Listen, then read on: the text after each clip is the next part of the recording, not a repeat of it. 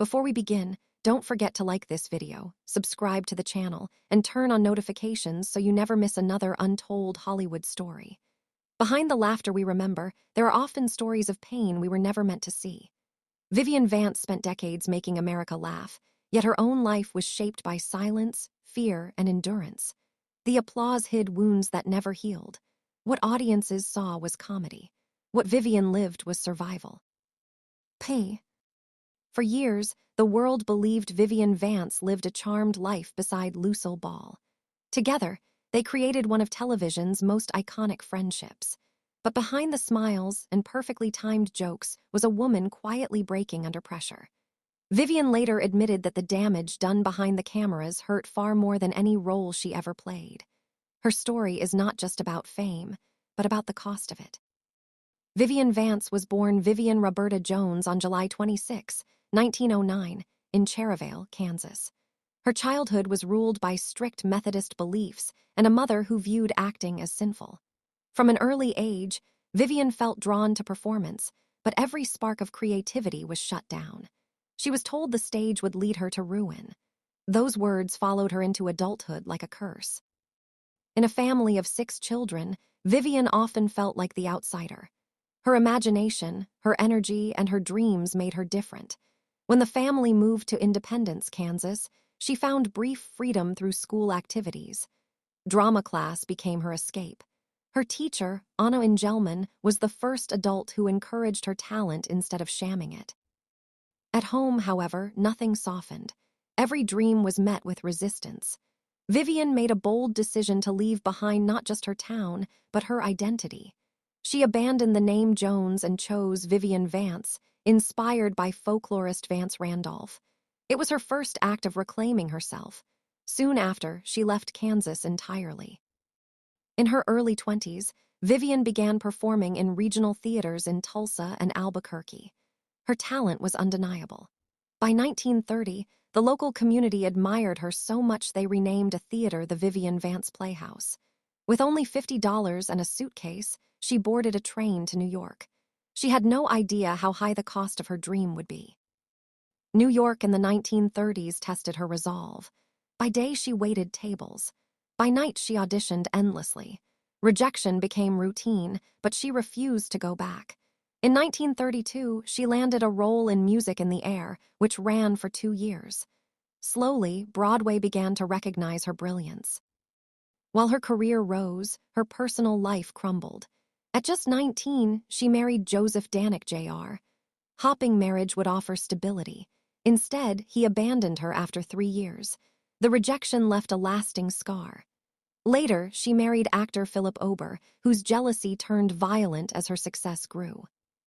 Ober's abuse was relentless. Verbal attacks became physical.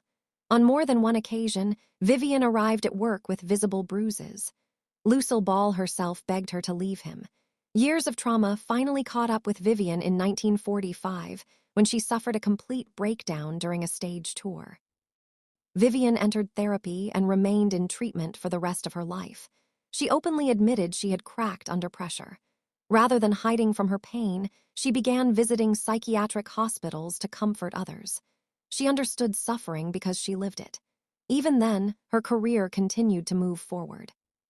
By the late 1940s, Vivian had a solid Broadway reputation. Hollywood, however, offered little warmth. After 2 minor films, she nearly gave up on movies altogether. Then, in 1951, producers saw her perform on stage in California. That single performance changed television history forever.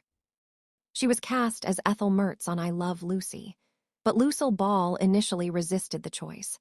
Vivian was considered too attractive and too close to Lucy's age. To protect Lucy's image, Vivian was deliberately styled to look older and heavier. Off-screen elegance was replaced by on-screen frumpiness. Rumors soon spread that Vivian was forced to gain weight. In truth, there was no contract, only a joke taken seriously by Hollywood gossip. Still, the damage was done. Vivian spent years battling public perception. Being misunderstood became another burden she carried silently. Her relationship with William Frawley was even more painful. From their first meeting, resentment took root. Insults, mockery, and hostility defined their working relationship. Frawley's drinking worsened the tension. Vivian endured it for years, refusing to let it destroy her professionalism. When a Fred and Ethel spin-off was proposed, Vivian refused outright. She chose peace over fame. The decision shocked Hollywood but freed her spirit. When Frawley died in 1966, her reaction shocked many.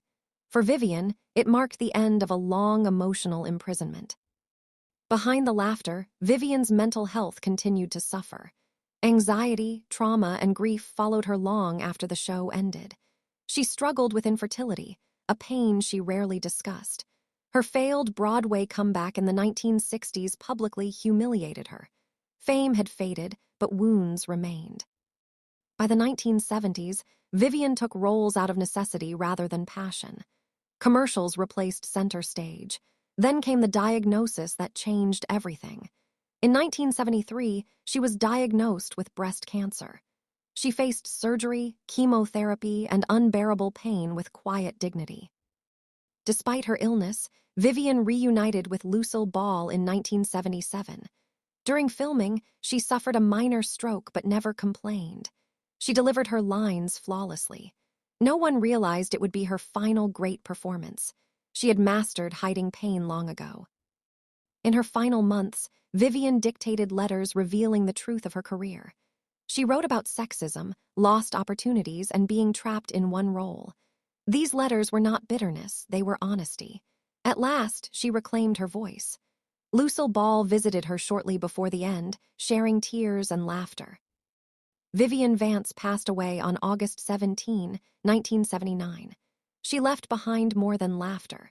She left a legacy of strength, resilience, and truth. Knowing her story changes how we see I Love Lucy forever. What part of Vivien Vance's journey surprised you the most? Let us know in the comments, and stay tuned for more untold Hollywood stories.